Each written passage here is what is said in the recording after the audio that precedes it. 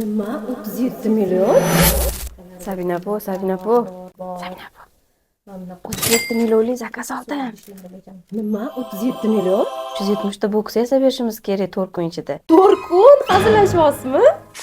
Bizga O'zbekistonda xizmat ko'rsatgan sportchi, badiiy gimnastika bo'yicha mutaxassis, pedagogika fanlari bo'yicha falsafa doktori Sanakulova Zamirajondan Telegram orqali xabar keldi. Ular badiiy gimnastika bo'yicha katta tanlov o'tkazayotganlarini aytdilar. Bu tanlovda 370 nafar qizaloq ishtirok etadi va har biri uchun alohida chiroyli boks tayyorlab berishimizni so'radilar. Har bir boks 100 ming so'mdan. Bu juda katta buyurtma edi. Biz birga muhokama qildik. Boks qanday bo'ladi, ichida nima bo'ladi. Shundan keyin men aytdim, katta buyurtmalarni faqat 100% oldindan to'lov bilan qabul qilaman. Va ular meni shaxsan tanimasdan turib ishonch bildirdilar. Avvaliga 4 million so'm o'tkazdilar, keyin yana 33 million so'm. Shundan keyin ishni boshladik. Albatta, jannatim ovsinim bilan birga. Avvaliga 370 ta bir xil korobka buyurtma qildim. Keyin esa bu bokslar uchun kerakli barcha mahsulotlarni olib keldim. Men uchun eng muhimi hammasi bir xil va chiroyli chiqishi edi. Yaxshiyamki, barchasi juda omadli bo'ldi. Har bir boks ichiga ruchka, pomada, sovun, bloknot, oyna, влажный salfetka, nakleyka, ободочный nabor va taroq qo'shdik. Ularni ham bir xil qilib topdik. Ichidagi mahsulotlarni ham bir xil qilib joyladik. Hammasi juda chiroyli va uyg'un chiqdi. Buyurtma juda katta bo'lgani uchun biz uni 3 qismga bo'lishga qaror qildik, chunki hammasini bir xonaga joylashtirish imkoni yo'q edi. Hatto xona katta bo'lsa ham. Avvaliga 140 ta boks tayyorladik, yig'dik, joyladik va